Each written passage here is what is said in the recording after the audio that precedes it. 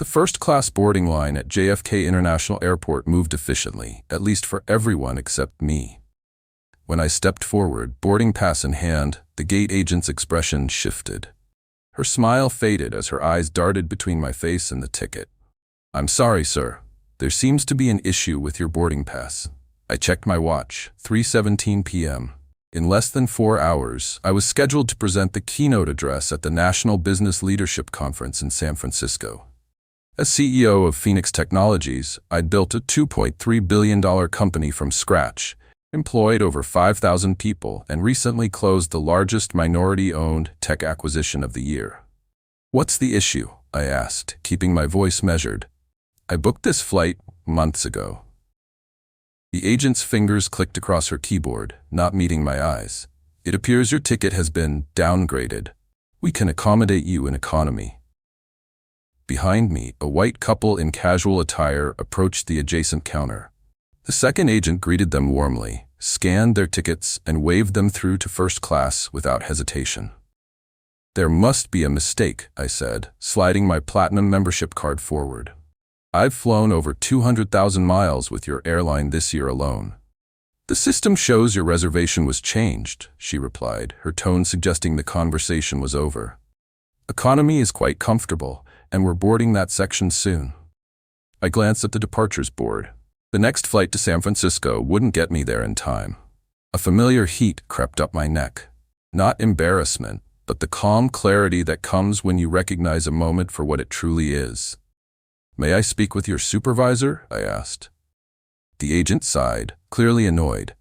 "He'll tell you the same thing, but I'll call him if you insist." As I waited, I watched 3 more white passengers breeze through the first-class line. Each of their tickets received a cursory glance before they were welcomed aboard with smiles. The supervisor arrived, his expression already set to difficult customer mode before I'd spoken a word. Little did the airline staff know, this wasn't just another travel inconvenience.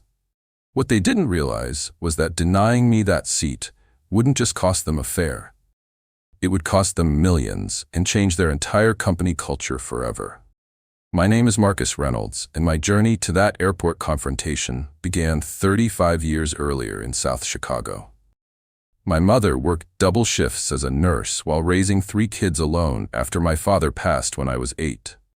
Our apartment was small, but it was filled with books, Mom's non-negotiable investment in our future.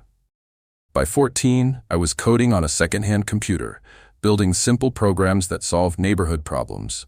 When local businesses needed inventory management systems, I created them. When our church needed a website, I built one. Each project taught me something valuable. Technical skills had the power to transcend barriers.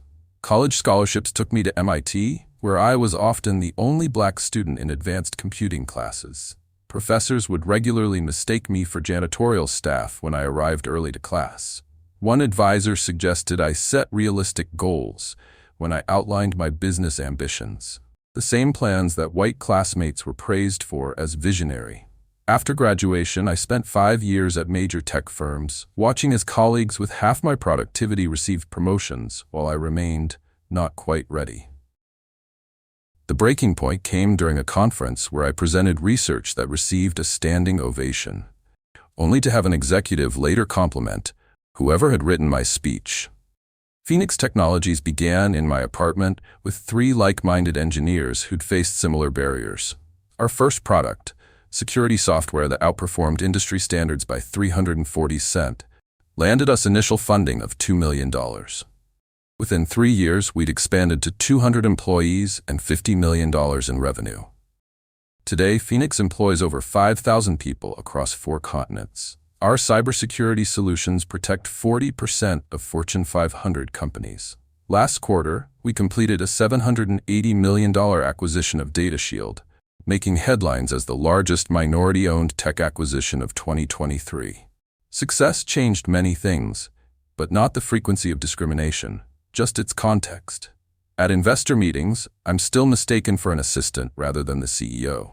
At our own corporate headquarters, security guards have stopped me to request identification while waving white visitors through. Air travel became its own unique challenge. Despite platinum status with multiple airlines, I'm randomly selected for additional screening on roughly 70% of my flights. First-class flight attendants have asked to see my boarding pass multiple times during the same flight. Once, a passenger complained about my seat assignment, assuming I'd somehow ended up there by mistake. I developed strategies, arriving at airports 3 hours early, dressing in expensive suits even for red eyes, keeping elite status cards visible at all times. My executive team, mostly white, noticed these preparations and were shocked.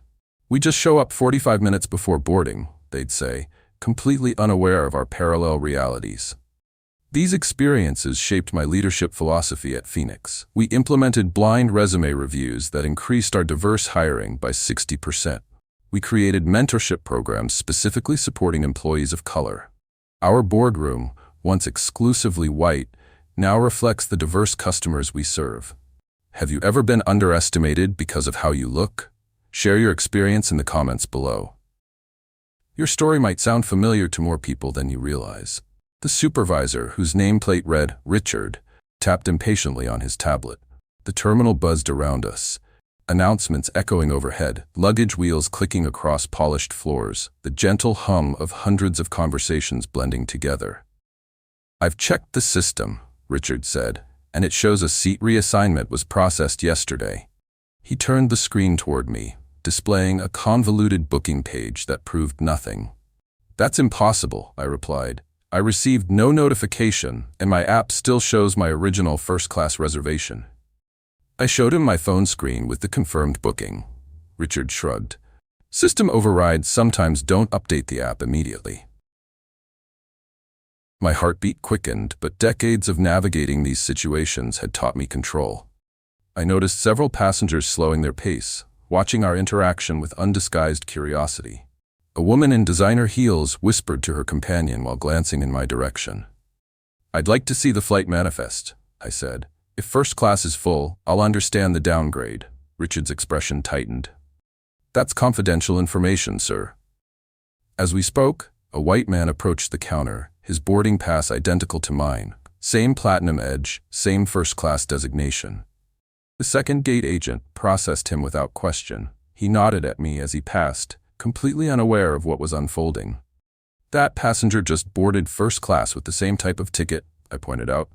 "His reservation wasn't affected by the system change," Richard replied curtly. Another announcement blared overhead. "Final boarding call for premium and first-class passengers on Flight 13A2 to San Francisco." The gate area had thinned considerably. The remaining passengers, mostly flying economy, watched our exchange with uncomfortable expressions. One woman pulled out her phone, angling it in our direction. "Let me be clear," I said, keeping my voice steady despite the pressure building in my chest. "I'm the CEO of Phoenix Technologies. I booked this ticket months ago. I have platinum status with your airline. There is no legitimate reason for this system change that only affected my reservation." Richard's eyes widened slightly at the mention of my company, but his stance remained unchanged.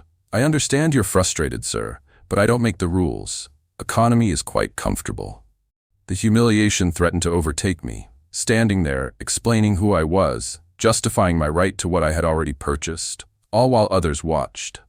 But beneath that emotion, something cooler and more calculated was forming. I pulled out my phone and opened the camera. "I'd like your full name and employee ID number, please." "Sir, recording isn't permitted in the terminal," Richard replied. "I'm not recording video. I'm taking notes," I clarified. "Your name and ID number will be included in my formal complaint." Richard reluctantly provided the information. I then requested the names of his direct supervisor and the terminal manager. Each request was met with increasing resistance but eventual compliance. I documented everything meticulously: the exact time, now 3:34 p.m., the gate number, the flight information, the names of every staff member involved. I noted the white passengers who boarded first class without question. I even photographed my boarding pass and reservation confirmation. A new group of passengers approached the gate. Economy boarding had begun. Richard glanced at them, clearly eager to end our conversation. "Your options are to take the economy seat or miss your flight," he said. "Those are the only choices available right now." "And my third option?" I asked. Filing a formal discrimination complaint with the FAA, the Department of Transportation, and your corporate headquarters. Richard sighed with practiced indifference. You can file a complaint if you want, sir. There's a form on our website. Now, will you be boarding in economy or not? We need to close the doors. I took the economy seat. The 5-hour flight gave me plenty of time to think, not about filing a complaint that would disappear into some corporate black hole, but about something far more effective. While other passengers watched movies, I drafted emails on my laptop. The first went to Alexis, my chief of staff. Need research on National Airlines. Board members, executive team, diversity numbers, past incidents, priority level, immediate. The second email went to Darius, our head of legal. Experienced discrimination on National Airlines today. Documenting everything. Need options beyond standard complaint procedures. My third message went to Maya, our VP of Corporate Intelligence. Which of our clients have major contracts with National Airlines? Also, which potential clients is National currently pursuing? By the time we landed in San Francisco, responses were already flowing in. I took a cab directly to the conference venue, changed in the executive lounge, and delivered my keynote, a presentation on leveraging technology to create equitable business practices, with perfect composure. No one in the audience would have guessed what had happened hours earlier. Back at my hotel that night, I reviewed what my team had found. National Airlines Board, 12 members, 11 white, 1 Asian. Executive leadership, 23 people, 21 white, 2 Asian, 0 black executives despite operating in major markets with significant black populations. Maya's research revealed something even more interesting. National had recently launched a campaign to secure corporate contracts with America's top technology companies, many of whom were either our clients or had CEOs who sat on advisory boards with me. Most significantly, National was pursuing a $40 million annual contract with Global Tech, whose CEO, James Williams, had been my roommate at MIT. Their final proposal presentation was scheduled for next month. Darius discovered that National had faced similar complaints before. His team found 17 incidents in the past 2 years where black first-class passengers reported unexplained downgrades. All complaints had been dismissed after cursory reviews. The most damning evidence came from Alexis, who leveraged her network to connect with former National employees. They provided screenshots of internal communications showing a troubling pattern. Certain passengers were flagged for additional verification or seat reassessment based on criteria that clearly targeted minority travelers. One former customer service representative had saved an email where a manager instructed gate agents to use discretion when profile doesn't match premium class expectations. 3 days after the incident, I convened a virtual meeting with my executive team. On screen were faces representing the diversity I'd fought to create at Phoenix.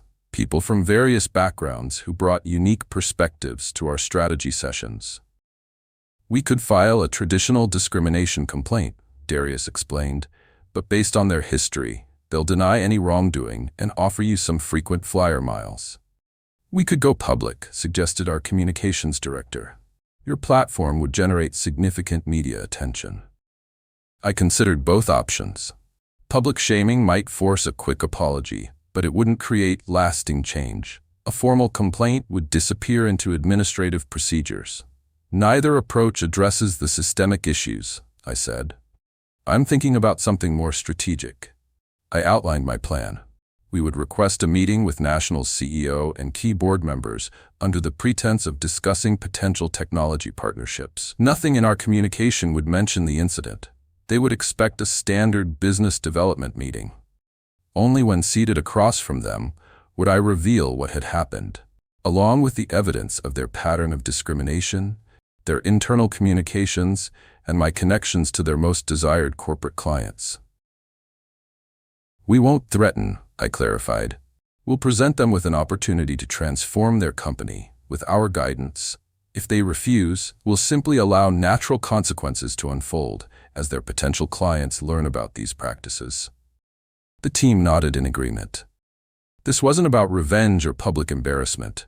This was about leveraging corporate influence to create meaningful change. How would you respond if faced with such blatant discrimination? Let me know in the comments below.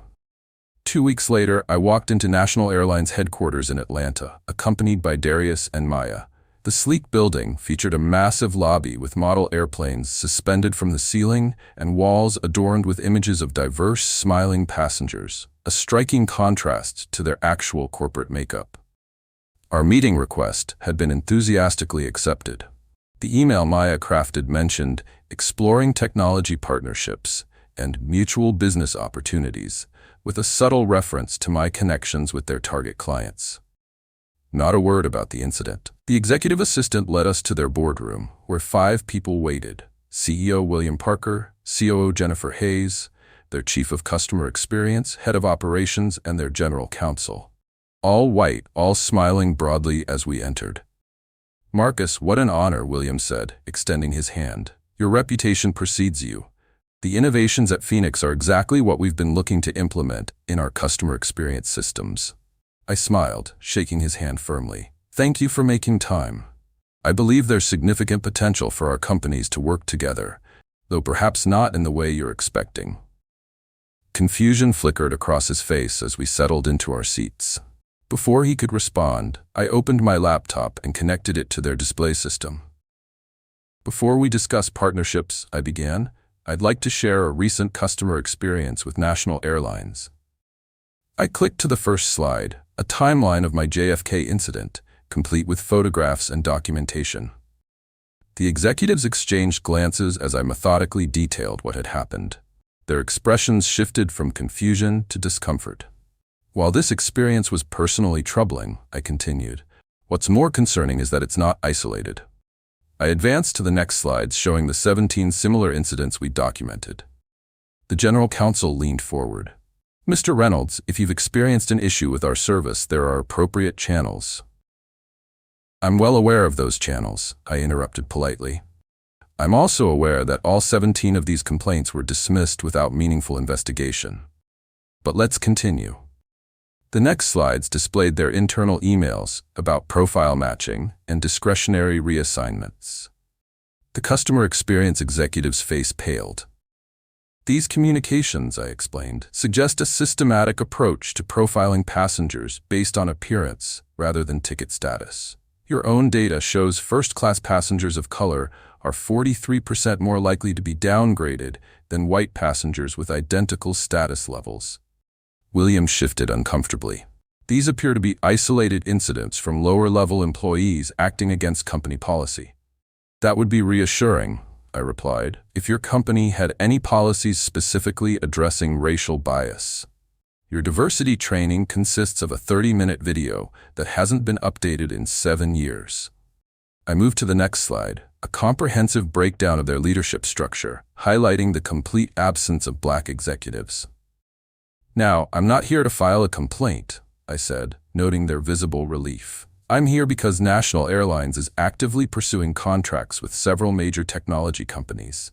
I displayed logos of their target clients, including Global Tech, TechVision, and Horizon Systems. "As you know, James Williams at Global Tech and I were college roommates. Sarah Chen at TechVision sits on 2 boards with me, and Horizon's CEO was my mentor early in my career."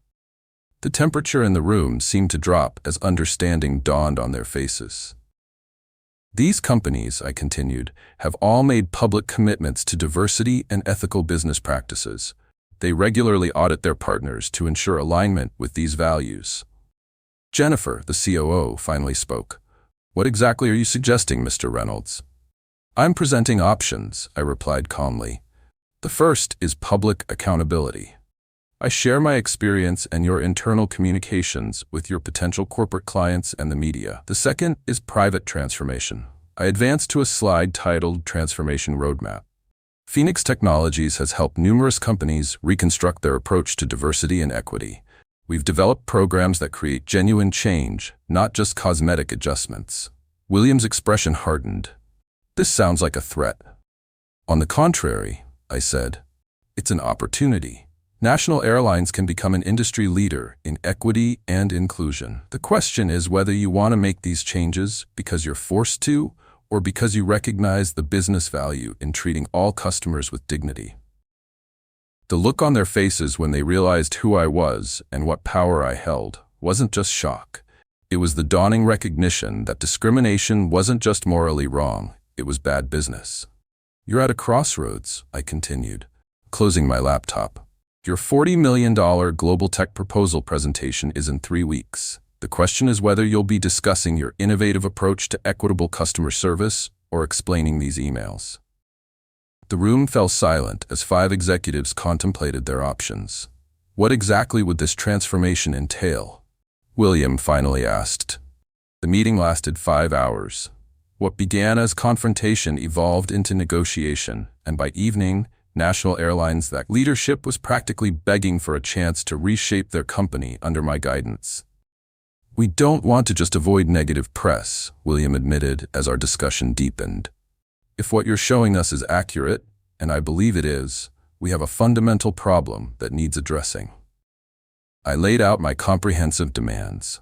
First, every employee, from baggage handlers to board members, needs to complete an immersive diversity training program, not a checkbox exercise, but meaningful education about unconscious bias and its impact.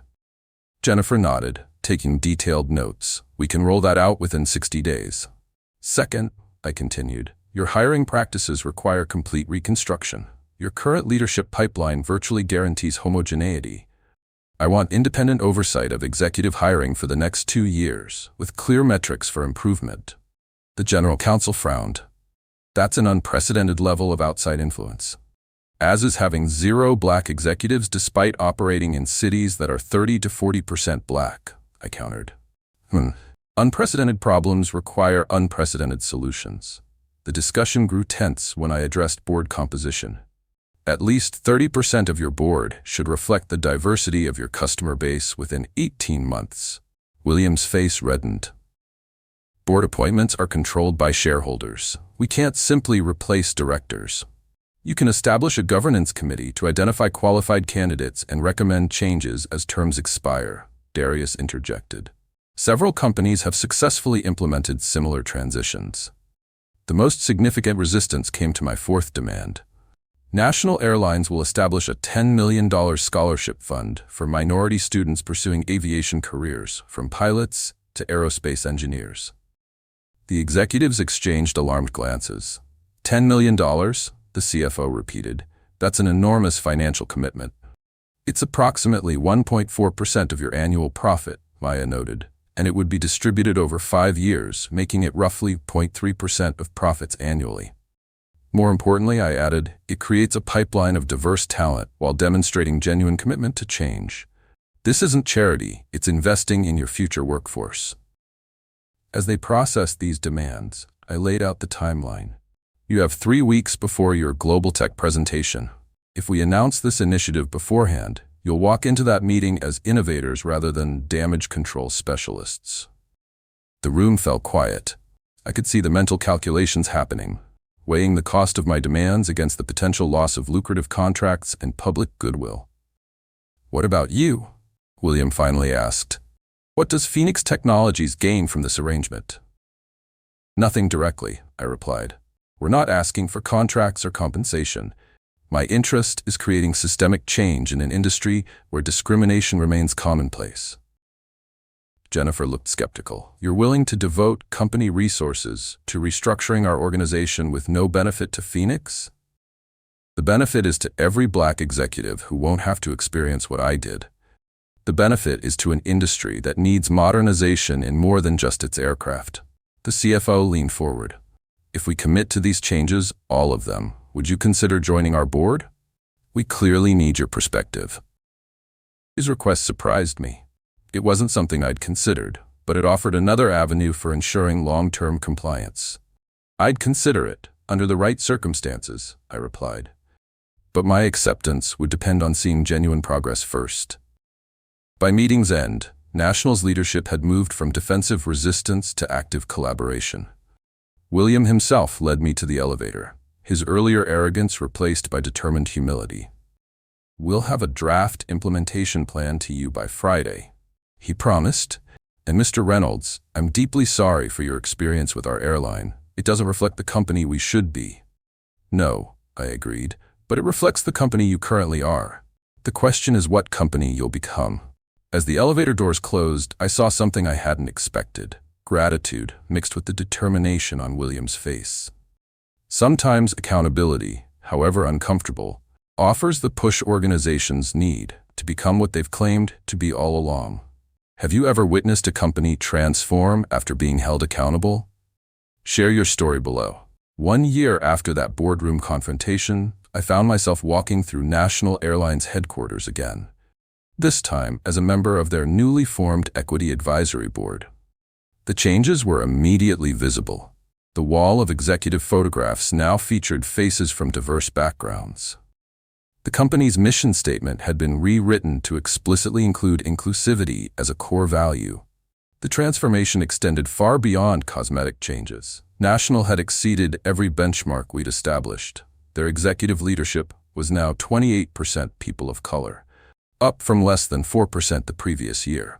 The board had added 4 new directors, including 2 black business leaders and an indigenous aviation expert. The $10 million scholarship fund had already distributed $2.4 million to 67 minority students pursuing aviation careers. Several scholarship recipients were now working as interns within the company. Most impressively, National had overhauled their entire customer service approach. Gate agents and flight attendants completed comprehensive bias training quarterly. The mysterious system overrides that had disproportionately affected minority passengers had disappeared entirely, replaced by transparent upgrade and downgrade policies that were applied consistently regardless of race. William Parker, once defensive and resistant, had become the airline industry's most vocal advocate for equity. At industry conferences, he openly discussed National's previous failings and their journey toward improvement. Last year, we were forced to confront uncomfortable truths about our company culture, he told attendees at the Global Aviation Summit. The data was clear. We weren't living up to our stated values. That realization, painful as it was, has transformed our business for the better. The financial results spoke volumes. National's corporate contracts had increased by 23%. Employee satisfaction scores rose to their highest levels in company history. Their customer service ratings improved across all demographics. My personal vindication came not from watching them struggle, but from witnessing their growth. The gate agent who had denied my boarding, Richard, had initially been defensive when confronted with his actions. But after completing the new training program, he sent me a thoughtful letter acknowledging his unconscious bias and how it had affected his interactions with passengers. The ripple effects spread throughout the industry. 3 other major airlines launched their own internal audits after National publicly shared their findings. The Aviation Industry Association established new guidelines for equitable customer service practices. Travel websites began including diversity commitment ratings alongside their price comparisons. Most meaningful to me was the feedback from black executives who traveled frequently. "I've noticed a difference," one CEO told me. "For the first time in my career, I'm not constantly justifying my presence in first class." The experience reinforced what I'd always believed. Strategic responses to discrimination create more lasting change than emotional reactions. Had I simply vented my anger or settled for compensation, the system would have remained unchanged. By approaching the situation as a business problem, requiring a business solution, I'd helped transform an entire corporate culture. This wasn't just about one airline or one boarding denial. It was about establishing a precedent, showing that diversity isn't just morally right, but competitively advantageous. Companies that reflect their customer base make better decisions and deliver better service. As I watch National Airlines continue their journey, I'm reminded that accountability doesn't have to be punitive. When channeled constructively, it can be the catalyst for genuine transformation. Sometimes, the most powerful response to discrimination isn't fighting back in the moment. It's strategically reshaping the systems that allowed it to happen in the first place. What began as a moment of discrimination at an airport gate transformed an entire industry. The lesson wasn't just about standing up to injustice. It was about how we choose to respond when faced with it. Throughout history, the most effective challenges to discrimination haven't always been the loudest or most immediately satisfying. They've been the ones that targeted systems rather than symptoms, that used strategic leverage rather than momentary outrage. Rosa Parks' refusal to give up her seat wasn't a spontaneous act, but a carefully planned civil rights strategy. The Montgomery bus boycott that followed used economic pressure to force institutional change. The Greensboro lunch counter sit-ins were meticulously organized to create maximum impact through disciplined, peaceful resistance. My approach with National Airlines followed this tradition, recognizing that lasting change requires more than individual accountability. It demands structural transformation. For every Black professional who's been mistaken for the help, every qualified candidate overlooked for promotion, every person asked to justify their presence in spaces they've earned the right to occupy, there's power in responding strategically rather than just emotionally. This doesn't mean swallowing the hurt or accepting mistreatment. It means channeling that energy into calculated actions that create change beyond a single incident or individual. The companies that discriminate today often do so from the same playbook. Our responses shouldn't just address individual instances, but dismantle the systems that enable them to continue.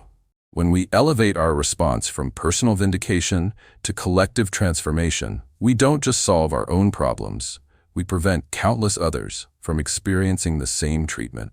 If this story inspired you, make sure to like, subscribe, and hit the notification bell to never miss another Black Narratives video that shows how justice can be achieved through strategy and persistence.